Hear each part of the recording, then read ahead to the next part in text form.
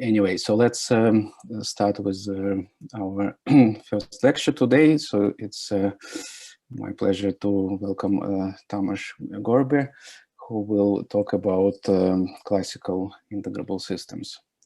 Please, Tamás. Thank you, Misha. Hello, everyone. So this is the first lecture. It's on classical integrability for finite-dimensional Hamiltonian systems. And if you don't know any of these words in the title, I will tell you all about them. So let's move on. As Misha said, we will have 5 lectures, and I listed these lectures with the time of each lecture, time and date of each lecture, and the topics. So as you can see, we are going to go through various aspects of integrable systems. It's a broad area, so it has to do with classical mechanics, but also quantum mechanics. So Maxim will, in the second lecture, will tell you about quantum integrable systems. Then in the third lecture, we'll have Bart teaching us this very important method of coordinate beta ansatz.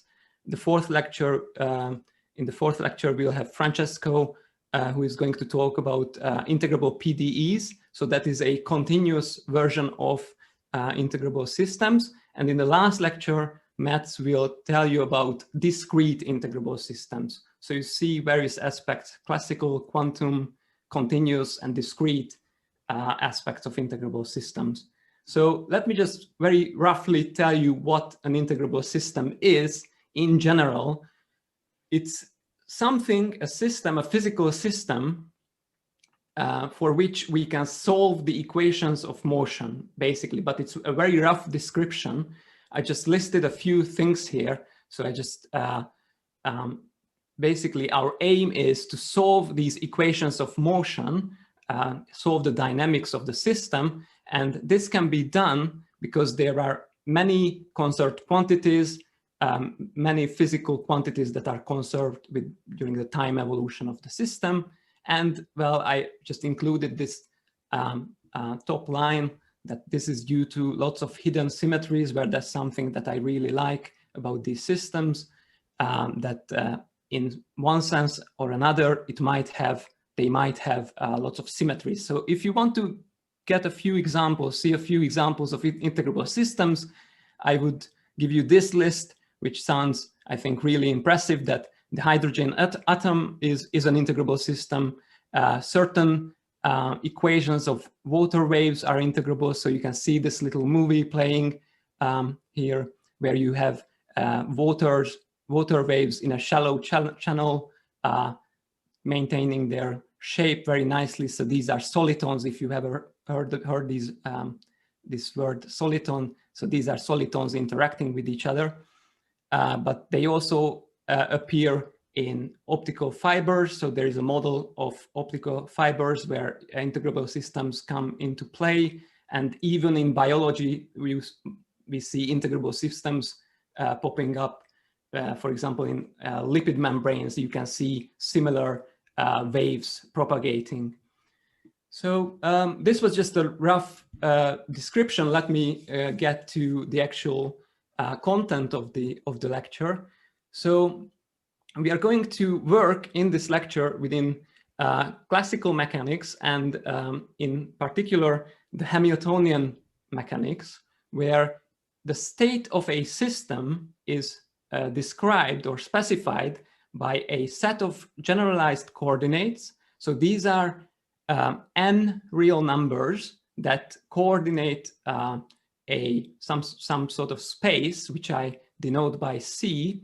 So the number of these coordinates is called the number of degrees of freedom in the system. So how many of these real numbers you need to specify the configuration of your system. You can think of a simple pendulum where it would need only one such number to give you the configuration of the pendulum. That would be the angle that the pendulum makes with the vertical downward direction.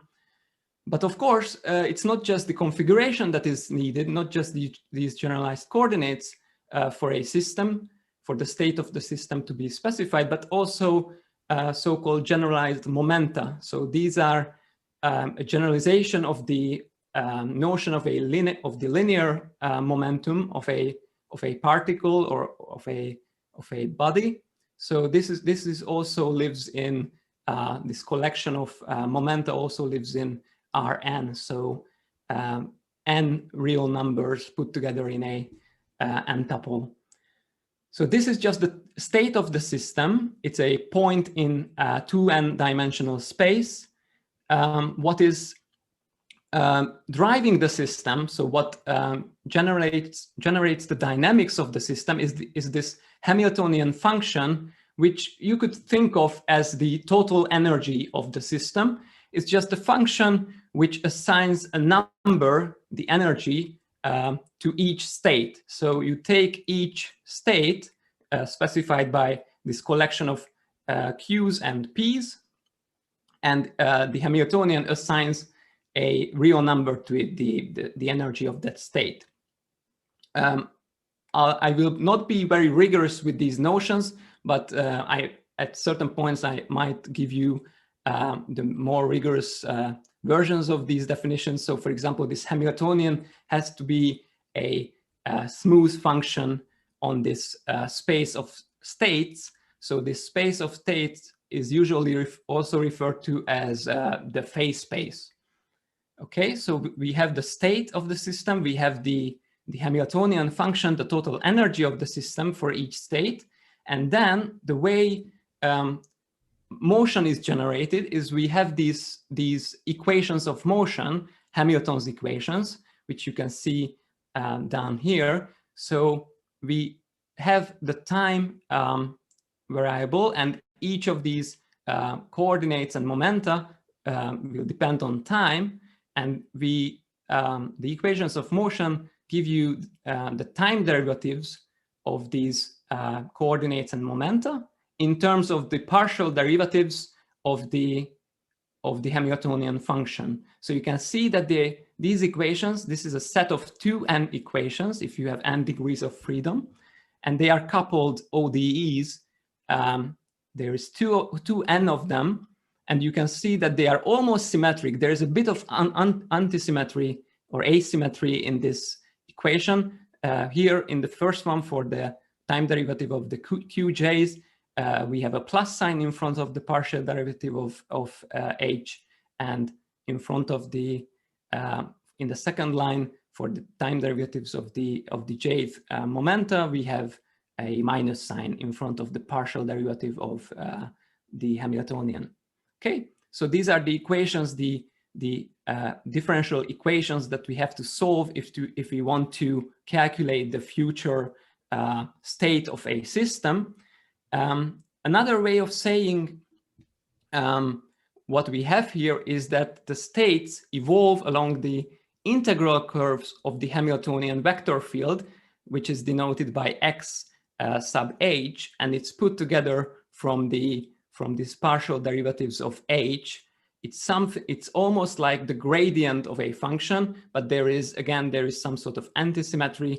And first I take the partial derivatives with respect to p, the components of p, and then I take the partial derivatives of h with respect to the components of q with a minus sign. So just to show you like an example, sort of picture that you could have in mind. So here's a very simple phase space, a very simple state of space. It's just 1 degrees of freedom. So there is only one q coordinate and only one p coordinate. So that's just the 2D plane of states. And you can imagine that you start from a point. So each point has a certain energy. You start from an initial point, and then you want to solve the dynamics generated by the Hamiltonian. And so the Hamiltonian vector field could look something like this. So I hope it's visible that we have all sorts of arrows pointing at each point of the phase space. We have an arrow pointing into some direction. So let's say that the initial state of our system is that point, and then all we have to do if we want to solve the dynamics or if we want to see how it evolves in time, this point, we just have to follow the arrows basically and see where we end up. So it might have something, dynamics like this, might be periodic. If we start up here and follow the arrows at each point, we might end up going from left to right. So there is all sorts of things that could happen. This is actually the Hamiltonian vector field of the pendulum, the simple pendulum. So back to the slides. So this is basically what a Hamiltonian system is, what classical mechanics is in terms of Hamiltonian functions and so on. To give you a specific example, I would like you to consider the Kepler problem. So this problem involves a point particle which has mass m moving in 3D space. So again, we have to have these generalized coordinates and momenta. Well, in this case, it is the actual coordinates of the point of this point particle moving in space. It has 3 coordinates, so 3 numbers, real numbers, to specify its configuration. So it has 3 degrees of freedom, and it can take any, it can be at any point except the origin. And the momenta has, again, 3 components, and it can be any 3D vector. And this is the linear momentum of the point particle. And it's attracted to the origin by Newtonian gravity. So that's the Kepler problem, where we have a point particle attracted to the origin according to the inverse square law. So the total energy of the system in this attractive gravitational potential would be, the total energy would consist of the kinetic energy, which is just the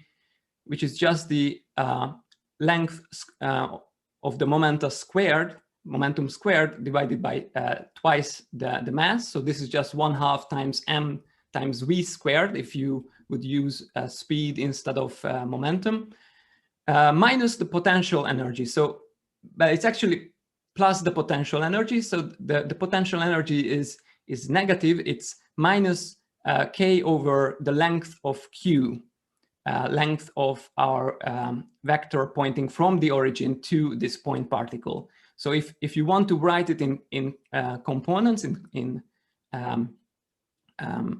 the full form of the Hamiltonian, we would have the components of p squared and added together divided by 2m minus k over the square root of the squared sum of the coordinates. So this number k is a constant, it's a positive constant, and it's basically the term that is responsible for the attraction, for the strength of the attraction of the origin. So it involves the gravitational constant and so on. The Hamilton's equations read as follows. So it's just the usual. So the first set of equations is not surprising, because it just tells you that the velocity, the speed of each component is basically just pj over m. So it's just the linear momentum divided by the mass. And the time derivative of each component of the linear momentum is just minus k times qj over the length of q cubed. Okay, so you could write this in vector notation as well, and then you would recognize the sort of the inverse square law, because the time derivative of the momentum is basically the force, and you would see that there is the 1 over q squared, sort of 1 over distance squared law appearing if you would write it in vector notation. So this is the example that I would like you to consider as the most, well, one of the most famous examples of Hamiltonian systems. And this is the example I'm going to come back to each time a new notion is introduced during this lecture. So what I would like to, let me just show you an animation of 2 point particles attracted to each other in in Newtonian gravity. So this motion or this dynamics actually can be reduced to the Kepler problem. So if we can solve the Kepler problem, we can solve the gravitational attraction of 2 point particles. So this is actually probably one of the first examples of integrable systems and a place where the equations of motion have been solved. This was, of course, solved by Newton some 350 years ago. So let's move on. Now we know that what a Hamiltonian system is. Now we need some sort of technical equipment, some sort of tools that we can work with. One such tool would be the Poisson bracket. So the Poisson bracket of two functions defined on this space of states, the phase space, is the following expression. So we have two functions, think of them as two physical quantities, and their Poisson bracket is another function, is a new function made out of these two by summing a certain combination of their partial derivatives. So what we do is we sum for j, with j going from 1 to n for all degrees of freedom. We are adding up the partial derivative of f with respect to the jth component of q times the partial derivative of g with respect to the jth component of p, then minus the partial of f with respect to pj and the partial derivative of g with respect to qj. So this is a very sort of, when you first see it, it's a weird looking beast, but this is a very handy tool in actually reformulating the equations of motion for any physical quantity, as you will see in a moment.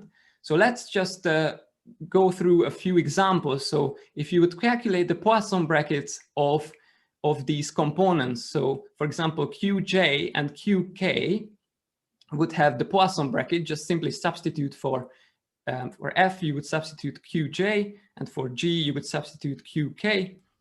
If you do that, you will quickly see that when you try to calculate the partial derivative of qk with respect to pj, you will get 0. Okay, so, and the same thing happens in the second term, where you try to calculate the partial derivative of q with respect to qj with respect to k or pj, you will get 0. So that's why this Poisson bracket is 0. And similarly, the second one, the Poisson bracket of the components of the momenta is also 0. Now, the only non-zero Poisson brackets of these generalized coordinates and momenta is when you take qj and pj. So this weird-looking symbol delta jk is just a shorthand for saying that this is 0 if j and k are different indices. So if, for example, if j is equal to 1 and k is equal to 2, then this is 0. But if j and k are equal to each other, then you get 1. So this is the Kronecker delta.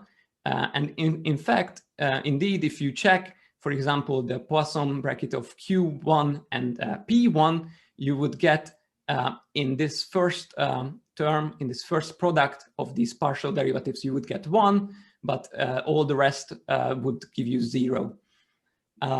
So these are the so-called canonical Poisson brackets. And this bracket, this new tool that we just introduced, has various properties that are very useful. So it is bilinear, it is antisymmetric, it satisfies the so-called Jacobi identity, and it also knows the Leibniz rule. So let me just go back to my notebook and show you what these things mean. So, so it's bilinear, which means that if I take a linear combination of two functions,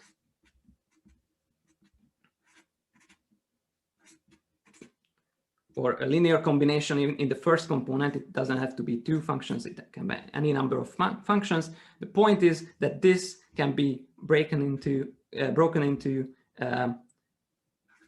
C1 times the Poisson bracket of F1 with G plus C2 times the Poisson bracket of F2 and G.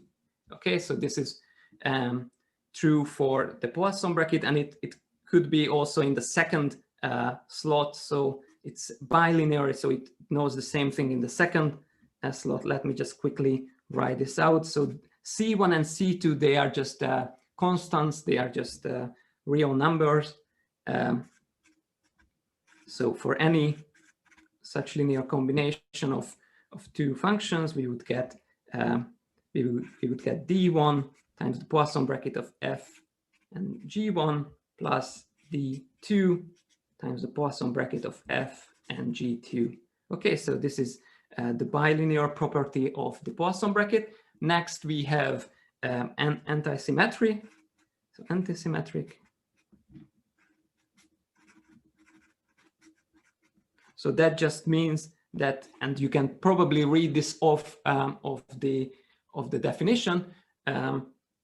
Let me see if I can go back. So if you just look at this definition, you can see that if you switch the order of F and G, you will get exactly the negative, the opposite sign from this relationship, because you have Qj and Pj here, and here you have Pj and Qj. If you swap G and F, you will get a overall minus sign. So if I just write that the Poisson bracket of G and F is minus the Poisson bracket of F and G. So there's this antisymmetry in this bracket. Now the Jacobi identity is something that you might have seen before. If you know about the cross product of 3D vectors, you've seen something like this before. So the Jacobi identity of the Poisson bracket is just you take three arbitrary functions. I will call them F1, F2, and F3. I take the Poisson bracket of F1 and F2 and consider the Poisson bracket of this bracket with F3, a third function. Okay, and if I do this in a cyclic permutation, so what I'll do next, I'll go for the Poisson bracket of F2 and F3 and take the bracket of that with F1, and then again shift the indices in a cycle once more to consider the Poisson bracket of F3 and F1 and take the bracket of that with F2. Now I have three terms, and for any three functions, this expression will give you 0. So that's the Jacobi identity. So the Poisson bracket knows this for any three functions. Next, we have, well, the last property is the Leibniz rule. So actually this Jacobi identity is something that you can check. So if you just use the definition, by definition, this is something that can be checked. And actually, if you want, it's a good exercise to check if you understand what this Poisson bracket is. And for the last property that I have here is the Leibniz rule, which might not tell you much, but it's actually telling you that this Poisson bracket kind of behaves as a derivation. So taking the Poisson bracket of functions with another given function behaves like derivation in the following sense. So if I take the Poisson bracket of G1 times G2 with f, with the function f, this can be written as the Poisson bracket of f and G1 times G2 plus the Poisson bracket of f and G2 times G1. Okay, so you can see what happens here. We have a product of two functions.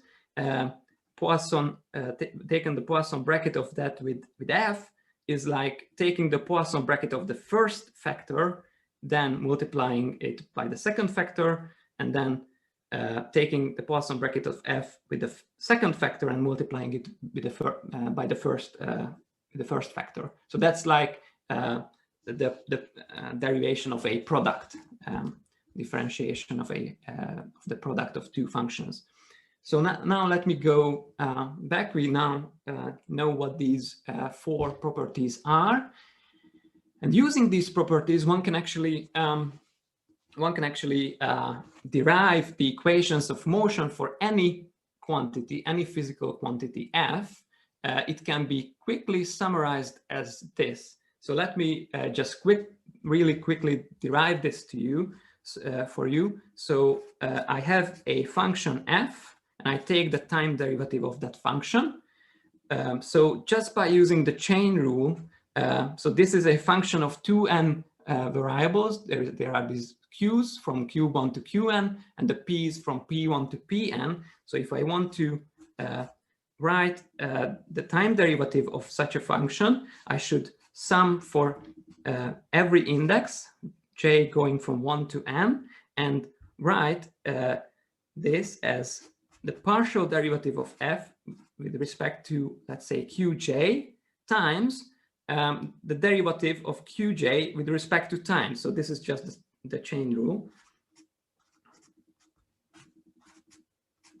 And similarly for the components of p. So if I want to save space, I would just do as follows. I would just add to this the partial derivatives of f with respect to pj, and of course the time derivative of pj with respect to the time derivative of pj.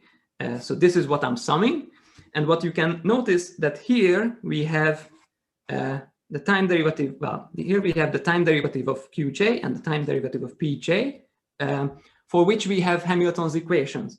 So if we apply, well, if we use Hamilton's equations, what we'll get is the partial of f with respect to qj, and then remember the time derivative of qj is just the Hamiltonian function, the partial derivative of the Hamiltonian function with respect to pj. And next we have, in the other term, we have the partial derivative of f with respect to pj, and then we have the time derivative of pj, which according to Hamilton's equations should be minus the partial derivative of h, the Hamiltonian function, with respect to qj. So there's a minus sign. That's why I didn't write anything. So this is just a minus sign. And now if we look back at the definition of the Poisson bracket, you can see that this expression, what we have here, is nothing but the Poisson bracket of f and h, the Hamiltonian function. Okay, so I was assuming that this quantity f does not depend on time explicitly. If it would depend on t as well, there would be the partial derivative of f with respect to time added to this expression. But the point is that the equations of motion, the time evolution of any quantity, can be expressed by using this Poisson bracket. So that's very handy, because now we can basically say that if f and h, this physical quantity f, Poisson commutes with the Hamiltonian, meaning that their Poisson bracket is 0, then we can say that the time derivative of f is 0, meaning that this quantity f is constant in time. It doesn't change as time evolves. So what we have is f being a constant of motion, as we say. And actually the reverse is also true. So if we would take f instead of h as our Hamiltonian, since there is a certain symmetry in this Poisson bracket, it would be also true that the Hamiltonian function would be constant along the integral curves of the Hamiltonian vector field associated to this quantity f, so xf. Okay, now let's see an example. But before I look at this example, let me just quickly go back to this to the notepad. So what it means, what it really means to have Poisson commuting functions is that if we have this phase space and we take an initial point, we take a point, state, an initial state in this phase space, and take our Hamiltonian function, and just we did at the beginning of the lecture, we let it evolve for, let's say, t1 for some time to get to a new state, and then we would introduce a new Hamiltonian function that Poisson commutes with our original one, and would now take this point and let it evolve through some time t2. This would be another time parameter to get to another point.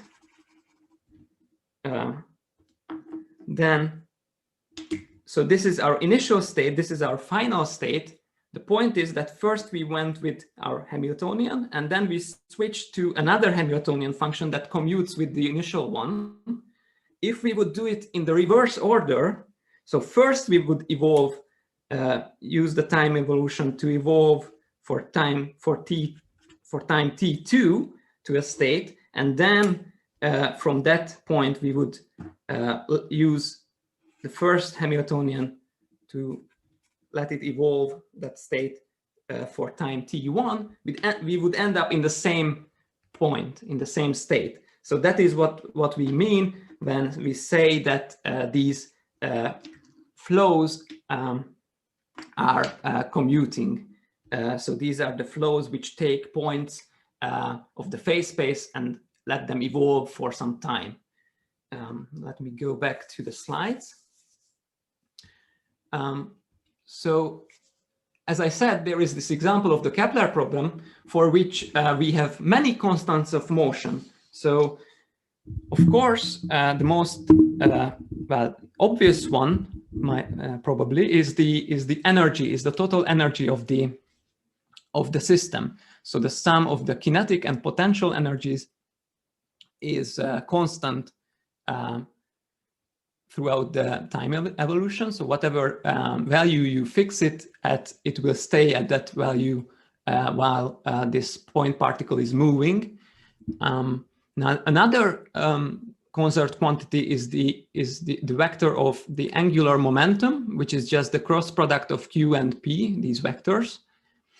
And that is conserved because this potential is central, meaning that the attractive force, the force which acts on this point particle, depends only on the distance from the origin. Actually, it always points towards the origin or away from the origin if it would be a repulsive force. So that's the point, that it's always pointing to the center. And for all central potentials, the angular momentum is conserved. Now, finally, there is this third conserved quantity, which is very special to the Kepler problem. It's called the Laplace-Runge-Lenz vector. It's the cross product of the linear momentum with the linear momentum with the angular momentum minus m times k times the unit vector that you get by dividing q, the position vector, by its length. Okay, so if you count these up, so this is a scalar quantity, so that's just one conserved quantity, but these other two quantities are vector quantities with 3 components each. So if you add these up, 1 plus 3 plus 3 gives you 7 conserved quantities, which actually is too many in the sense that we only have 3 degrees of freedom. So if and our phase space, the space of states is double, its dimension is double that, so it's 6-dimensional. We have P1, P2, P3, and Q1, Q2, Q3. So that's 6 real numbers, and we have 7 conserved quantities. It would actually be impossible to have this many constant quantities that are all independent of each other. And as it turns out, there is only 5 of them that are independent because, for example, the Runge-Lenz vector is perpendicular, it's orthogonal to the angular momentum. And the total energy of the function, the Hamiltonian function, can be expressed using the Runge-Lenz vector and the angular momentum. So, and these 2 constraints cause these 7 constant quantities to boil down to 5 independent ones. But what is really interesting is for the moment is that there are 3 quantities. We can pick 3 quantities out of these 7 that pairwise Poisson commute, or as we also say, which are in involution. So that means that the Hamiltonian Poisson commutes with the squared length of the angular momentum, but it also Poisson commutes with any component of the angular momentum, of course. But let's pick the 3rd one. And of course, the squared length of the angular momentum would also Poisson commute with its 3rd component. So we have 3 quantities, H, L3, and the squared length of L, which are all Poisson commute in a pairwise fashion. So that is leading us to this notion of integrability. Okay, so let me now finally define what I mean by a classical integrable system.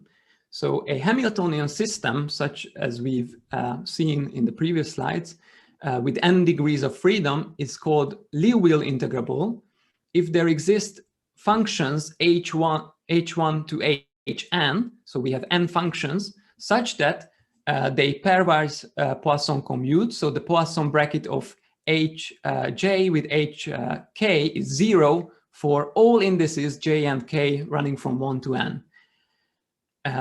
And they must be functionally independent. So these functions, these quantities really have to be independent of each other.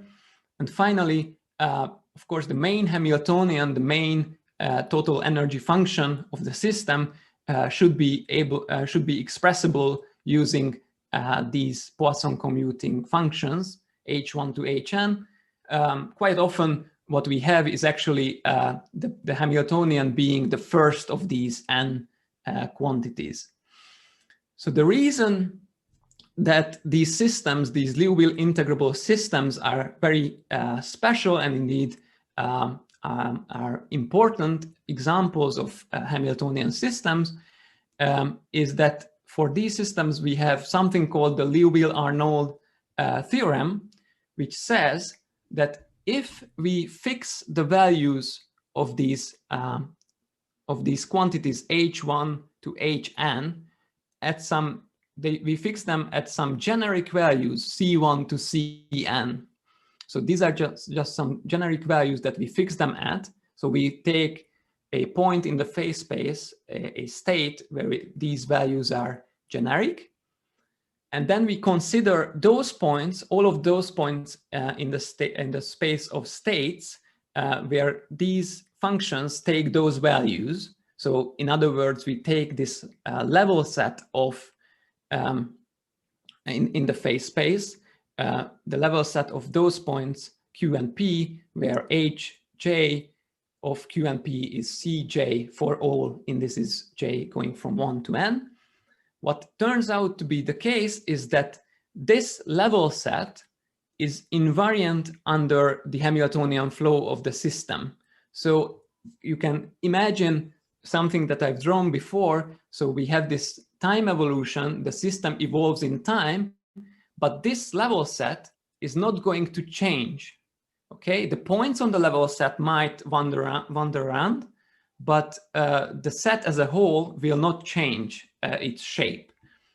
And in fact, if this level set MC is compact and connected, then it can be shown that it is diffeomorphic to an n-dimensional torus Tn, which is parameterized by these angles phi1 to phi n. So this level set, if it's compact and connected, it's like a torus, like a donut shape, with these angles phi1 to phi n, parameterizing it. And it turns out that these angles evolve linearly in time, meaning that the time derivative of these phi j's are constant. Okay, and the point of this theorem, the really important point of this theorem, is that this allows us to solve the equations of motion. So one can introduce new coordinates, coordinates in this space of states, in which the equations of motion are easy to solve. And this is only possible because we have a integrable system, because we have this very nice structure for this system with many constant quantities, and actually even even stronger condition here. Okay. Now, of course, one could ask, are there systems which are even better than integrable? And the answer is yes. And you've already seen this a very important example of such a system. But let me just say that these systems that are even better than integrable, we call them super integrable. And they are just integrable systems which have additional constants of motion, so additional conserved quantities. I call them f1 to fm, so there is m of them. And the point is that these functions f1 to fm Poisson commute with hj, but only up to the first n minus m of them. Okay, so they don't Poisson commute with every quantity hj, but only the first n minus m of them. And they are also functionally independent of the previous quantities. So the f's are independent of the h's. And there is the very special case when we have as many of these these additional constants of motion as possible. So that is n minus 1. So remember that we have this, we have the degrees of freedom being n. So the dimension of our phase space is 2n, meaning that if you fix 2n independent functions, you would just freeze the dynamics. That would give you a point in the phase space which just couldn't move because it's so constrained that there is no way for it to move. So if you just take one less of these quantities, so 2n minus 1, meaning that we have these n quantities h1 to hn, and then we have n minus 1 of them, of these additional quantities f1 to fn minus 1, then we have something that's called a maximally superintegrable system. And this is something that you've already seen. So there is an example of such a system, and that is of course the Kepler problem. So the Kepler problem has in fact 3 degrees of freedom, and 2 times 3 minus 1, that is 5 of these independent independent conserved quantities. 3 of them are in involution. So the Kepler problem is maximally superintegrable. It's not just integrable, but it is maximally superintegrable, and that's the reason for it being so nice and so easy, well, relatively easy to solve. Okay, let me just show you. Actually, this is something I wanted to also show. Is this Rungelen's vector? So this is, of course, an example of a Kepler ellipse. So there is the origin, and this is the ellipse or elliptical orbit that this point particle would trace. And the point is that if we have the angular momentum that is perpendicular to this plane, so sticking out of this plane, then then the cross product of the linear momentum and the angular momentum will again be lying in this plane. And if you take that cross product and subtract off m times k times the unit vector, unit position vector, you will always end up with a vector that is the Runge-Lenz vector, A, which is always constant, so it doesn't change. These are 4 instances of this vector A, which actually always points to this apex of the ellipse, and it's kind of proportional to the eccentricity of the ellipse. So I mean the length of it. So going back to the slides, now we can ask, and I think there was a question in the chat asking about these concert quantities, how to find them, how to generate them.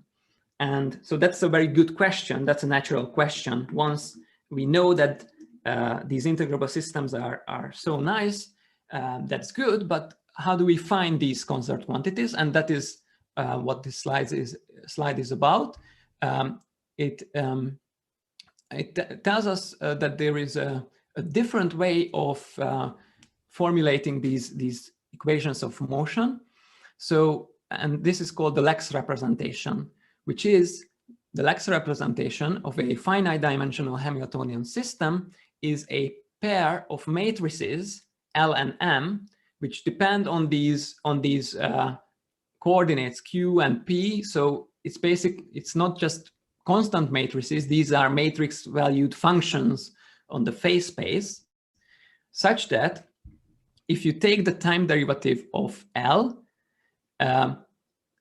which means that taking the time derivative of each entry of this Lex matrix L, that is equal to the commutator of L and M, if and only if the equations of motions are satisfied. So you remember Hamilton's equations, but this is just reformulating that. So basically what we say that we have this Lux representation if this equation is equivalent to Hamilton's equations. Again, this bracket of L and M here is the commutator, so it's just L times M minus M times L.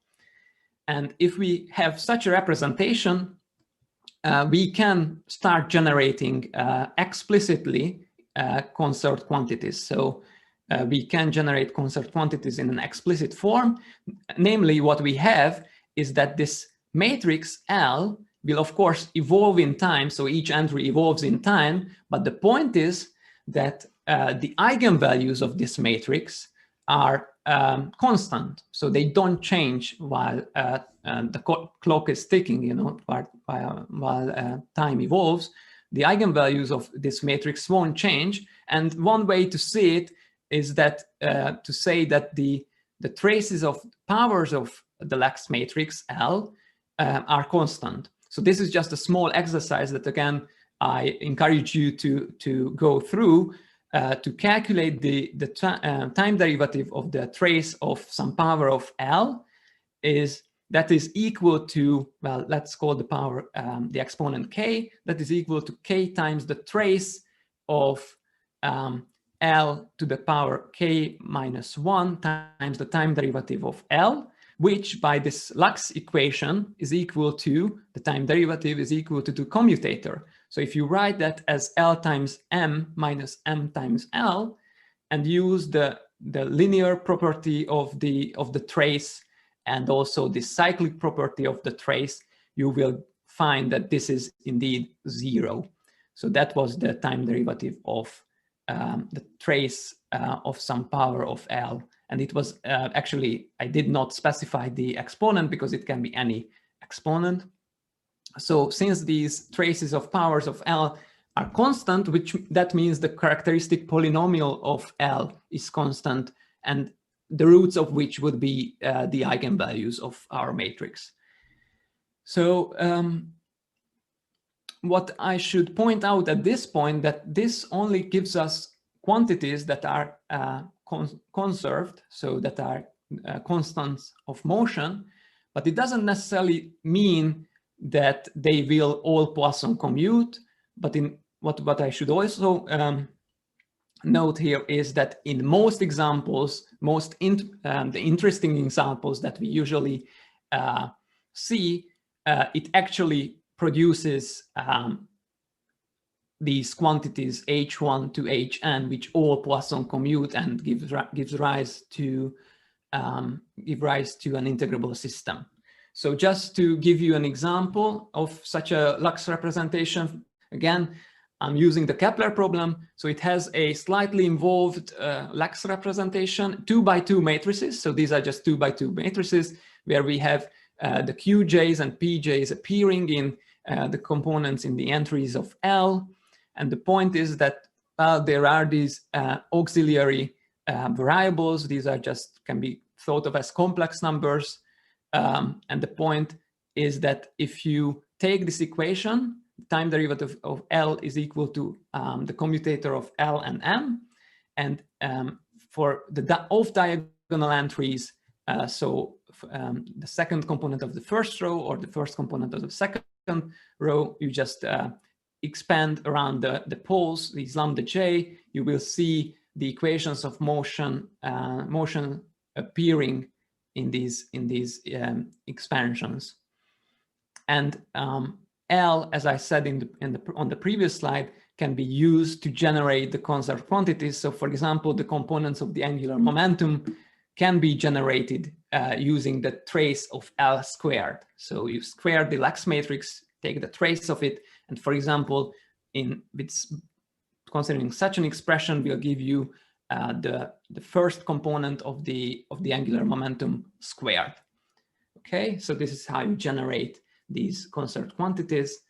And I think my time is up. So with this, I would like to thank you all for listening, and I'm ready for questions if you have any.